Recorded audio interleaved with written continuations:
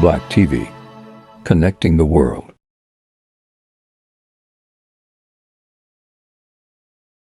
Despite the good efforts this person has been making, the progress this person has been making, however, they have some challenges. So maybe funding, Storoti has power cuts, the generator that pumps water from underground requires power, and there are constant power cuts in the area, so sometimes they are not able to actually pump this water. Or the machine needs constant maintenance, which is expensive. So sometimes they go with that. So when people are looking at this solution and trying to emulate it, they keep that in mind. Maybe let's get a better machine that doesn't require as much maintenance. Let's get something that doesn't require hydroelectricity. How do we alternative sources of things like that? So that's why today we encourage journalists, even stories. If you look at, we were trying to print out some stories for you so that you can actually look at how the story is actually written, and then you see how they become more interesting to read because people are reading about other people. It becomes, it's not hard news, it's more interesting, critical.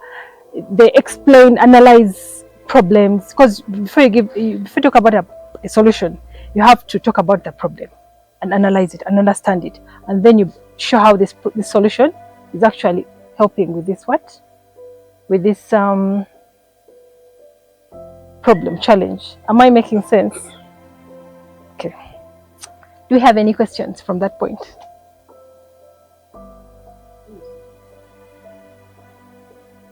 Do you have any questions?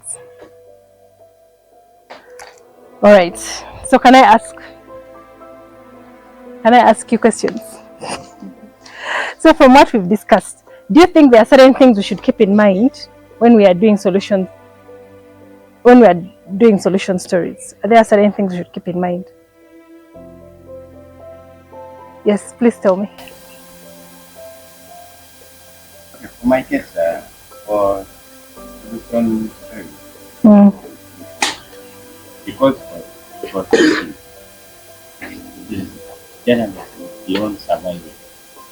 So as a journalist, you would go and think critically and analyze what is that, what could be the solution. You may not be able to achieve that the solution journalism. It's beyond survival and critical thinking. That's to me. That is true. Any other person? What do we have to consider when we're doing solution stories? Yes. I also think that it's for us to achieve these solution-based journalism stories, we have to get down to the community, because I believe that that's where the story begins. We are able to speak to the people as opposed to speaking to the politicians, then we are able to get to the root of the problem. If we speak to the people, they are able to share with us what exactly they are confronted with in terms of the situation. And then we can hold then the leaders accountable to tell us what solutions, what are they, what do they have in store for the people. Because the biggest mistake that some of us make as reporters is speaking to the politicians who are there just to tell us, this is what I've done, ABCD, because they just want to impress. And we run away from the real people. Yeah. I think then it is a point for us to note that it is the people we must speak to first, and then we go back to the leaders to tell us what they are doing, because then we're able to hold them accountable. Yes, that is very true. Yes. In the background when you are writing the story. Presently, Teso is facing a severe drought and the consequences of it, which might have happened some 20 years ago. A related story might have happened 20 years ago. You can be giving background of that. That is very, very true. Yes. I think looking at the solution journalism by its name requires that it is the duty of the journalist to bring to the attention of the community that they hold solutions to the problem by highlighting to them that they have a very big step in addressing issues which concern them because they cost them themselves. Thank you. Yes, and that is true actually. When this whole concept started, it was made with the idea that communities should be able to solve their problems. Usually we hear on news, Saba government at Viambe, we don't have toilets in this area. However, if the government cannot come in and help you address that issue, you as a community, is there something you can do?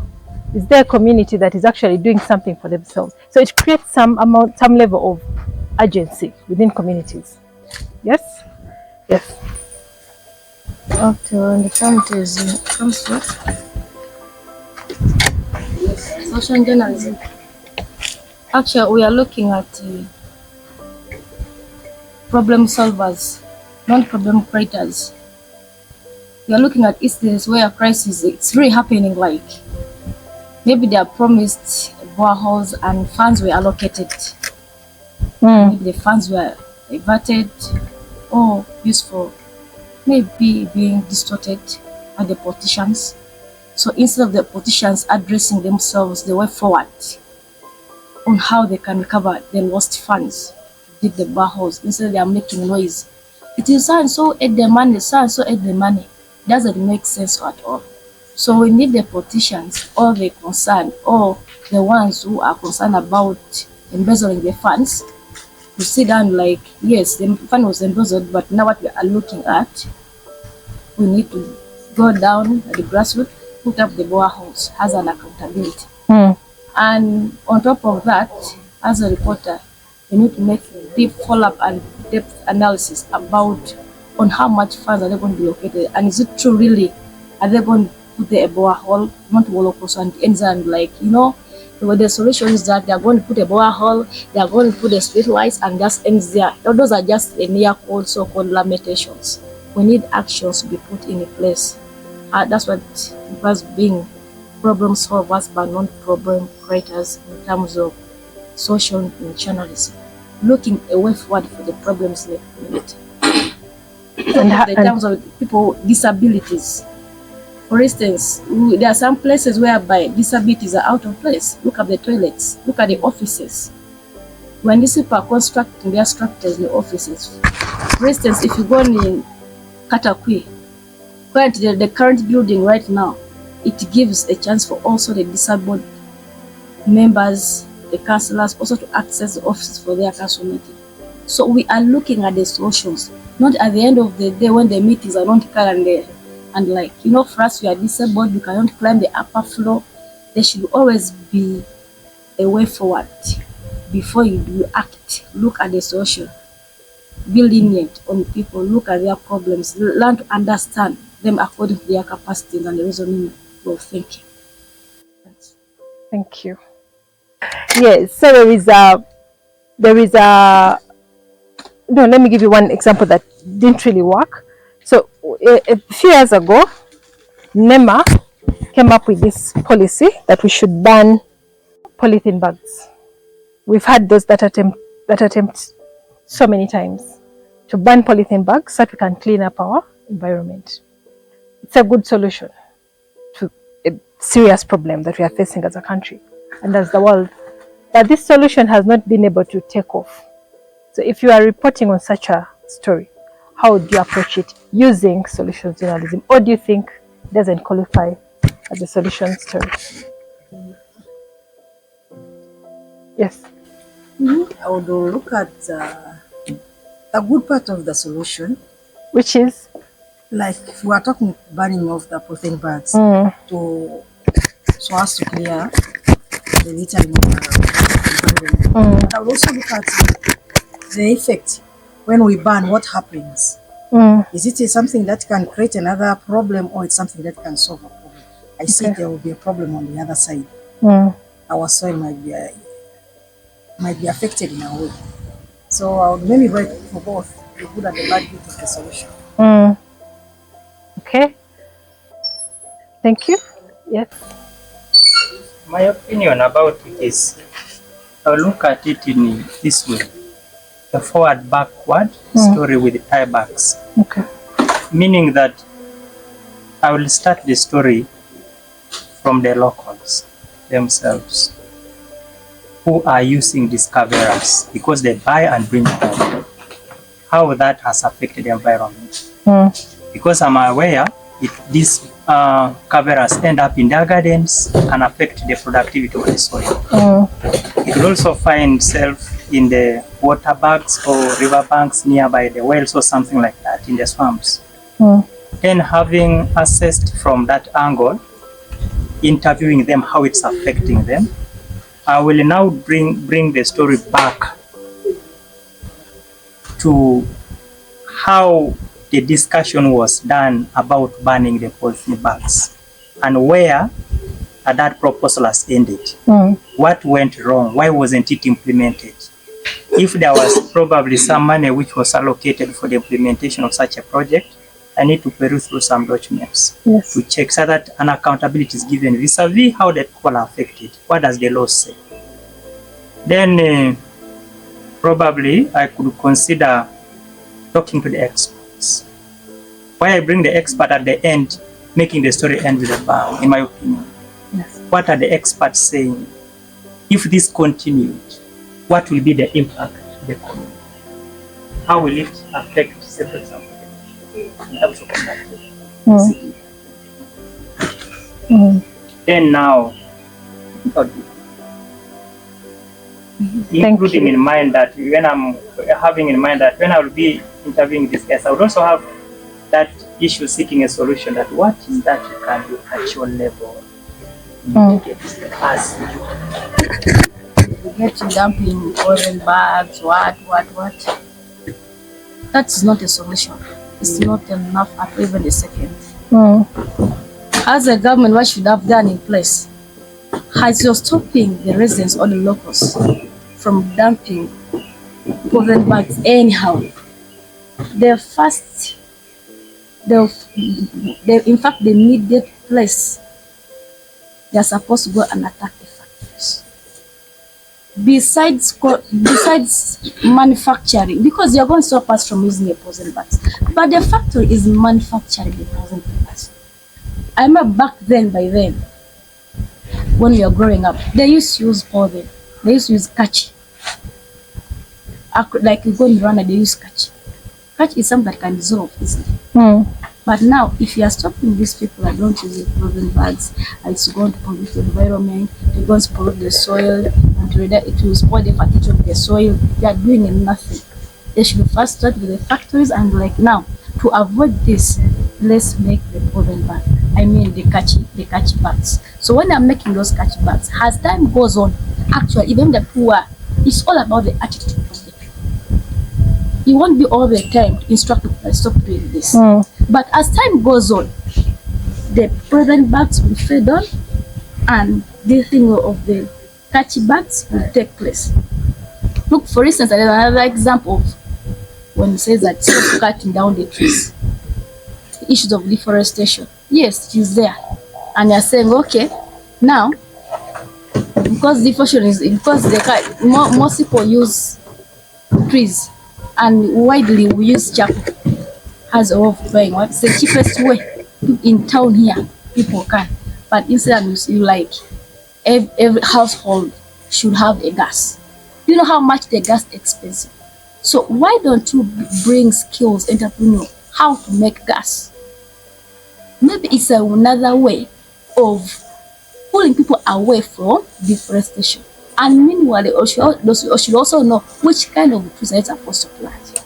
You don't just gonna say, now I'm going to cut this one, then I plant.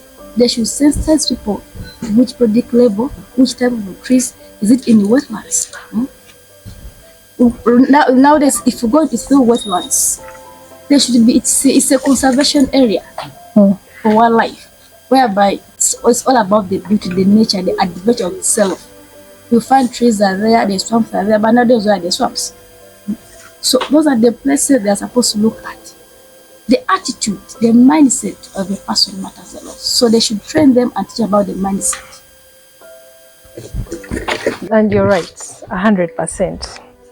And you know, why I gave you this example is because these are stories where we are as journalists, we run the risk of, you write a story, you may forget and add your opinion, or because of maybe a bias, you direct that story in a way you think in your own opinion. But with solution journalism, actually that is an example of solution journalism, but in a different way. How you approach such a story.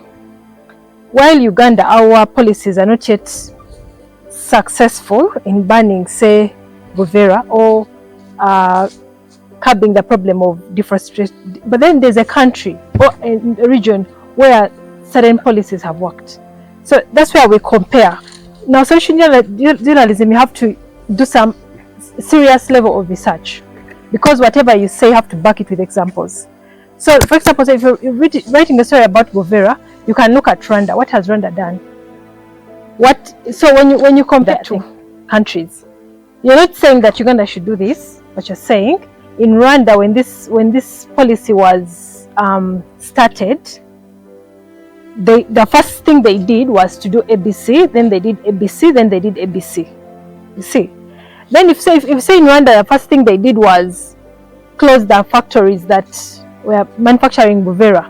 Then you come back to Uganda and then you explain maybe this factory, this is how much money they bring in the economy, to show that maybe we are still struggling with how do we keep up with this, the income we are getting from these factories, the employment, they've been employing this amount of people, they pay this amount of taxes, but then Rwanda has been able to go about it like this. So when you compare countries, then you're able to actually talk about the solution in its entirety. Now, let me ask you another question. Have you come across solutions which are maybe like an organization? Let me give an example. Imagine there is an organization in Soroti that has breast milk bank. So this organization, they have a machine, mothers can go and then give milk, and then babies who cannot get milk from their mothers, maybe the mother has died during labor, or the mother is unable to breastfeed, this person, they can go and pick milk and give the baby. Imagine, it's a good solution, yes? How, if I asked, let me choose, if I asked you to cover that story using the solutions journalism angle. Annette is the CEO of Soroti Breast Milk Bank. So what Soroti Breast Milk Bank does, mothers who have had babies but they have a lot of breast milk can go and donate. So this organization preserves this milk. And then if a child is born and this baby cannot get breast milk from their mother for whatever reason, but they need breast milk, they can go to Soroti Breast Milk Bank and get this milk and give it to the mother at a small fee, because remember, this milk has to be preserved, it has to be tested, all that. How your AZ Maureen, so Maureen, if Stella said, Maureen, please, this story, how would you approach it? Thank you. I would maybe approach it at the angle of the beneficiaries, the mothers who go and pick the milk from the bank. How accessible is it to them? Are they benefiting? What are the effects maybe to them in terms of the finances and also the distance? Because it is in a particular place. About the other one far from that place, how are they able to? Then maybe I can get back to the CEO. Yes. So far, how many people have they stretched to help? Is it working or it is not working? What are they faced with as challenges? Probably that. Thank you. Thank you. Maybe just one thing I can leave you with. There is, when you're ever on your phone Googling things, check out a page called Solutions Journalism Network. When you're there, Solutions Journalism Network. So when you're there, you'll see so many solution stories. They have a tracker which tracks solution stories across the world. So you'll be, should you want, maybe you want to pitch a story somewhere that accepts, that appreciates solution journalism, there are publications across the world, even in Uganda here, that accept solution stories. So those are opportunities for you as you practice your solutions journalism expertise. Yes. It will also, you'll learn more because they have like courses that you can look at free of charge just to broaden your knowledge in that area. Nice. All right. Thank you for having me. Thank you for listening to me.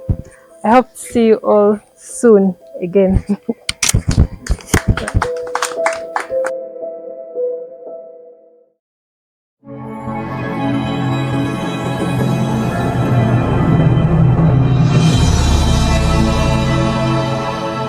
Black TV.